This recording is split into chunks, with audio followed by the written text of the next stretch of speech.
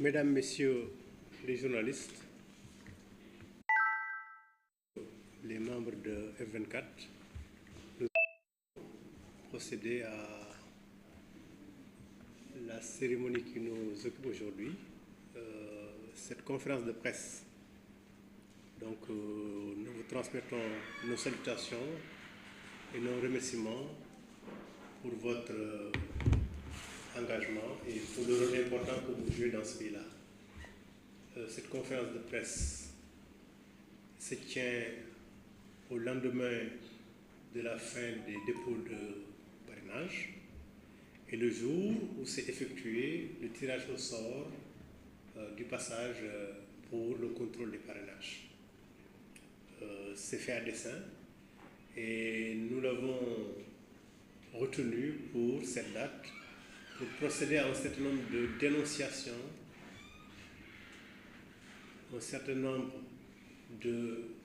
réclamations relativement au processus électoral. Notre souci étant l'organisation d'une élection sincère, inclusive, transparente et apaisée. Parce que c'est cela que mérite le Sénégal. Donc, nous voulons en tant que plateforme, regroupant un certain nombre de candidats et d'organisations de la société civile, veiller à ce que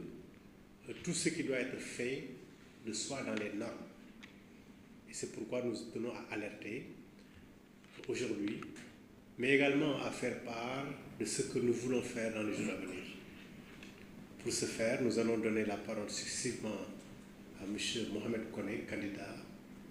à la présidentielle, qui va lire le texte en français, et M. Boubacar Camara, également candidat, va faire la traduction en Wolof. Ensuite, s'il y a des questions, on va essayer de répondre aux questions qui seront posées par vous, messieurs les journalistes. Encore une fois, merci. C'est bon.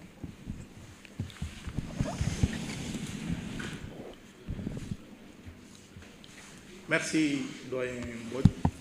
Merci à toute l'assistance. Je m'en vais vous lire le texte en français. À l'occasion de la conférence de presse de ce jour de F24, les candidats présents viennent porter à la connaissance de l'opinion nationale et internationale leurs constats et dénonciations, réclamations et préoccupations relativement au processus électoral en cours. F24 constate, pour le dénoncer, vigoureusement d'ailleurs, les manquements et défaillances qui ont jusqu'ici marqué la conduite du processus électoral. Révision des listes de très courte durée, instrumentalisation de la justice pour éliminer des candidats, refus d'exécuter les décisions de justice, entre autres. En fait, la violation au quotidien des libertés collectives et individuelles. Les voies de fait et les décisions non consensuelles confirment les dispositions du gouvernement à piéger, biaiser et saboter l'élection présidentielle de 2024 en vue de faire élire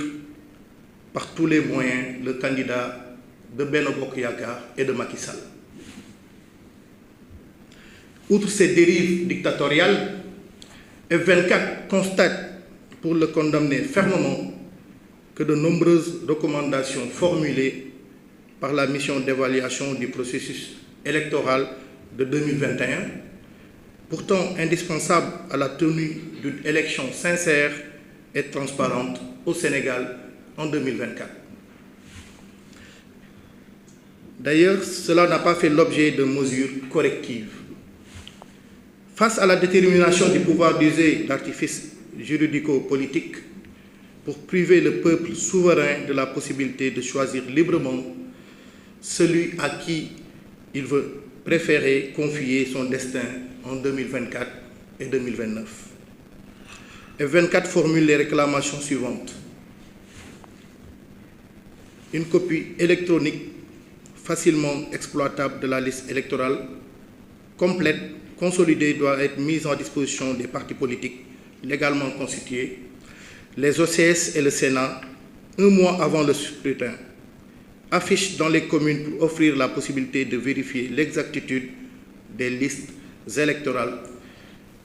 mises à niveau. Étant donné qu'une simple présentation ne suffit pas, le code source du logiciel doit être rendu public. Les mandataires des candidats doivent avoir, à tout moment de la vérification, la possibilité de vérifier le code source du logiciel afin de s'assurer que le logiciel n'a pas été remplacé ou modifié au cours de la vérification. Un appel d'offres international transparent pour l'achat d'une encre indélébile certifiée avant son utilisation des contrôles publics aléatoires d'une certaine quantité de bouteilles d'encre devrait être effectué. Enfin, la Sénat, les mandataires des candidats et des partis doivent avoir la possibilité de vérifier la qualité de l'encre avant l'ouverture du BV R54. Le retrait du décret de nomination des membres de la Sénat et la mise en place d'une Sénat conformément aux dispositions réglementaires. La nomination d'une personnalité non partisane et consensuelle pour organiser l'élection présidentielle de 2024. La publication de la liste des bureaux de vote, c'est-à-dire leur nombre et leur localisation, devrait se faire 45 jours avant le scrutin. La libération de tous les détenus politiques, Aliou Sané, Ousmane Sonko, Cheikh Oumar Diagne, Bassirou Diomaye Faye, etc. Et la garantie du droit de vote aux prisonniers encore en détention provisoire pendant le scrutin du 25 février de 2024. Engagé par la charte à ne ménager aucun effort pour une élection présidentielle inclusive et sincère, transparente et apaisée, F24 formule à travers les questions suivantes ce qui constitue désormais à la fois ses préoccupations et sa feuille de route. Comment s'y prendre pour une maîtrise de la charte électorale, de la carte électorale autant pour moi, et une localisation de l'ensemble des bureaux de vote,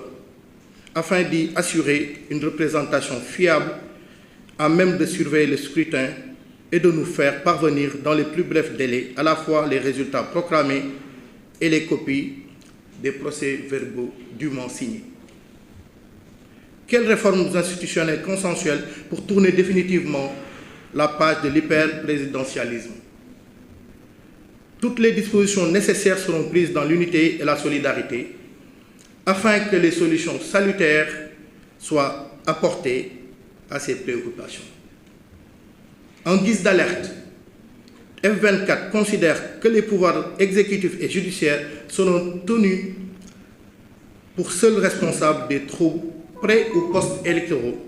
qui découleront de leurs décisions impopulaires et antidémocratiques à venir. En guise de conclusion, F24 exhorte les citoyens à retenir leur carte d'électeur, à retirer leur carte d'électeur et à rester mobilisés et vigilants pour défendre pacifiquement les acquis démocratiques, à préserver la stabilité et la paix civile. La paix avant tout, la paix au-dessus de tout, la paix adossée à la vérité. Vive le Sénégal et vive F24. Merci. Mohamedou Fadel Koné, je suis le président du mouvement Access et de la coalition Koné 2024. Je vous remercie. Merci. Merci, M. Koné. Nous allons passer la parole à Boubacar Camara pour faire la traduction en wolof.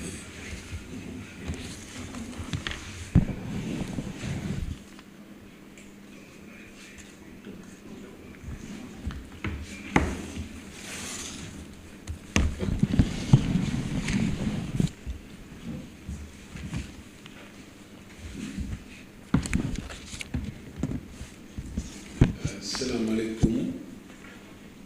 ñu ngi leen di nuyu bu baax di leen sant ci seen teewaay ci suñu jotaay bi ñu am ak taskatu xabaar yi di F24 tey ci njiitalu coordonnateur président Mamadou Mbodj di leen sant bu baax comme ni ko président Koné waxee léegi jataay bi jataay yu yëglu la ak jataay yu ñaxtu am na yu fi jaaroon yu bare ci jongante yi ñuy waaj yoo xam ne jaarul yoon ñu fàttaliku bu njëkk bi mooy bi ñuy bindaat nit ñi ni ñu ko defee gàtt na gàttaay boo xam ne ñi ci binduwaat barewul am na it ay dogal yoo xam ne ëttu attekaay yi ñoo ko dogal te waa nguur gi bañ koo doxal ñépp fekkee ko am na it bi ñu saytoo jamante yi weesu ci 2019 am na ay digle yu ñu ci defoon yu bare yoo xam ne yii dañu ko suul doxewuñ ko amul benn coppite boo xam ne bii def nañ ko bu dëppoo ak dige yi am na sax yoo xam ne décision justice de CEDEAO yi ñuy dige woon ni ñu ko waroon doxale yëpp doxale ñu jëm nag ci élection bëgg mu nekk élection yuy jaar yoon nekk ci jàmm F24 comme ni ngeen ko xamee dafa ëmb parti yu bare ak ay société civile ak ay personnalité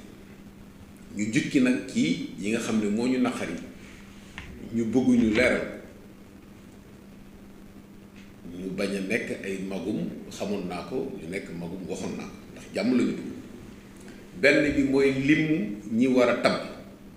ñu koy wax fichier électoral ñépp ñu war a tabb dafa am këyit bu ñu leen di def boo xam ne bii dafay nekk ci ordinateur yi ñépp xam ko ku ne ñu xam ki bokk nu mu tudd ak nu mu sant ak lan mooy numéro yi mu am yépp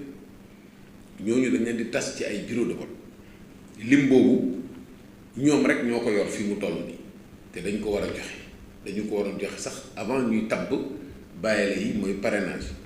mais ñi fi wut parrainage ñépp kenn amu ci lim bu nga xam ne bii lim bu nekk à jour la loolu ñu ngi koy laaj comme ça dinañu mun a xam ndax boolewuñ ci ñu ci bokkul walla mu am loo xam ne lii daf ci jaxasoo loolu ñu ngi koy laaj beneen bi mooy bu fekkee ne da ngay contrôler parrainage nit ñi da nga koy tëkkale ak lim boobu jukki bi nit ki am ci ay parrainage da nga ko war a tëkkale ak lim bi nga xam ne mooy ñëpp ñuy voté li koy defar nag xarala la boo xam ne dañ koy tëgg nag kenn fekkewu te moom la ñuy contrôler bëgg nañu loolu ñëpp xam ko ñu defal nit ñi démonstration ñu xam ko ba pare ñu wax leen yan digal lañu digal logiciel boobu ak ci yan clé maanaam code source yi ndax mun nañ dem ba ci biir ñu soppi ko ba nga xam ne ku ñu bëgg a daane rek dañ lay daane xam nga loolu du laaju ku ëppal du laaj bu yanwul maanaam laaj na boo xam ne bii dafa naturel waruñu woon sax xaar ñu koy laaj beneen bi mooy l'encart bi ñuy utiliser pour nit ñi bañ a wote waat li ñu ci am daal ci ay information dañu bëgg ñu jaarale ko ci yoon ba ñëpp vérifier ko ba xam ne l'encart nga xam ne boo wotee ba pare pour nga dindi ko bay ñëw wote waat doo ko mën loolu bëgg nañ ci insister c'est dommage loolu foogoon nañ ne Sénégal passé na ko waaye dañuy obligé loolu ñu koy wax beneen bi dafa am kuréel bu ñuy wax Sénat nga xam ne dafay saytu processus bi gis ngeen ni ñu ko tasee jaarul yoon kenn amul droit tas ko dañu ne danga koy soppi boo jëlee benn xaaj di ko soppi bu jeexee nga jëlaat beneen xaaj soppi ko dañu yeewu rek dissoudre ñépp daal di ko tabaat dañu bëgg ñu tabb ko ci yoon beneen bi ñu bëgg a fexe ba bërëb yi nga xam ne fa la ñuy voté ñu koy wax bureau de vote ñu xam fu mu ne ñu génne liste bi yëpp ñu ne ñi war a ligne bi war a voté yëpp nii lañ leen répartir ci bureau yi ku nekk xam bureau yi ak ñaata ñi dafa nekk loolu lu yomb régler ñu publier ko ñëpp xam ko mun ko vérifier non seulement kii voté dina xam fi muy voté mais ñun ñi nga xam ne dañu war a yónnee ay nit ci bureau de vote yi dinañu xam ñu leen fa yónnee ak naka la ñuy taxawee loolu ñu ngi koy laajte bu baax a baax am na ñoo xam ne ci xeex bii ci élection yi lañ leen jàppee ñoom ñëpp ci ay manifestations ñu nekk ay prisonniers politiques ñun ñëpp dañu bëgg ñu génne leen parce que inclusivité concerné wul seulement candidature yi mais dafa concerné également ñi nga xam ne dañu war a voter ñu gën ci ràññee nag suñu naataango Alioune Sané nga xam ne moo doon adjoint coordonnateur bi ràññee ci Ousmane Sonko ràññee ci nu mu tuddati Bassirou Diomaye nga xam ne candidat nit kay boo demee ba mu nekk candidat kay ba ñu nangu koo tabb candidat nga bàyyi ko mu dem élection mu fekkee élection procédure judiciaire am comme terewu koo bokk kay da nga war a fexe ba mu bokk comme ñeneen bokki waaye am na bokkin yoo xam ne presque da nga koy handicapé au départ ak ñeneen Ousmane Diagne ak ñeneen ñu bare waaw am ay Touré ak nattu yi ko fa dal yépp loolu exigence la boo xam ne bii dañu koy revendiquer waaw bu loolu weesoo nag ñu xam ne élection yi dafa am ku koy organiser mooy ministère de l'intérieur yàgg nañu ko jooytu te demoon nañu ba yaakaar ne amatu bi régime bi ñëwee la ko delloo si dañu bëgg ministère de l'intérieur ñu bañati organiser suñu élection ñu wut personnalité bu neutre boo xam ne bii ñëpp ànd nañ ci ku tëddee jaaxaanaay ñu bàyyi ko mu organiser élection ñëpp moom lañ fi def ñi ko bëggoon a changer sax bi nit ñi taxawee dañ ko delloo si loolu wax dëgg yàlla ñu ngi ciy taxaw bu baax waaw moom it dafa am ku mu àndal ku ñuy wax directeur général des élections moom li mu fi defagum ci jaloore ci wane féete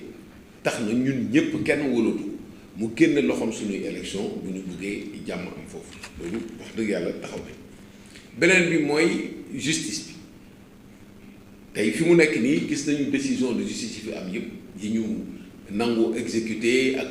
dañuy defee ping pong bi bu teyee ñu ne kii mooy wax bu ëllëgee ak délai yi ba fi mu nekk nii fii lañ toll léegi nag ñu ngi jëm ci cappaandoo mooy conseil constitutionnel mu war a fexe ba respecter décision de justice yi ba nga xam ne ñu jaarale lépp ci yoon loolu bëgg na yëg nañu it ne ci fichier yi am na ñu ñuy bind ñoo xam ne ñii peut-être dëkkuñu fi te loolu nag mooy tooñ waaw dend ak nit dëkk rek jël ay nit buub leen utal leen ay fichier loolu nañ ci taxaw ñuy avertir nag que ñu bañ a fexe ba def ay transfert frontalier ay électeurs loolu wax dëgg yàlla loo xam ne lii recul la boo xam ne dañuy fexe ba du am Sénégal léegi nag bëgg nañu aussi parce que loolu seetlu nañ ko li yëpp bu mu ne am c'est parce que Sénégal ñi fi nekk président de la République dañuy buur ak bu mi rek lu leen neex ñu def ko dañuy ñëw fekk fi processus électoral di wekki ba lépp daal bëgg nañu fii ñu jëm képp ku fi nekk président de la République vraiment ñu fexe ba say pouvoir ñu tënk ko ba nga xam ne bii du loolu neex ngay def kooku wax dëgg yàlla loolu F24 tenir na ci te dinañ ci gën a taxawaat gën ci waxtaan ba nga xam ne képp koo xam ne day bénéficier ci suñu soutien en tant que F24 en tant que entité loolu ñu mun ci tënku ba mu rafet parce que lii mooy éternel recommencement rek chaque fois ñuy dem di dellu si waat di waxaat même revendication yi loolu vraiment bëgg nañu mu deñ loolu daal mooy li nga xam ne lii jàpp nañ ko di jeexal rek di wax ne jàmm lu ñu bëgg élection nag pour mu am jàmm day jaar yoon mooy tegu ci dëgg kon nag loolu moom mooy suñu taxawaay ñu leen di sant di leen gërëm di mettre à votre disposition pour tontu ci seeni laaj jërëjëf. Boubacar Camara, candidat à l'élection présidentielle, candidat du PCS Diémou Tabax, membre de F24. Merci.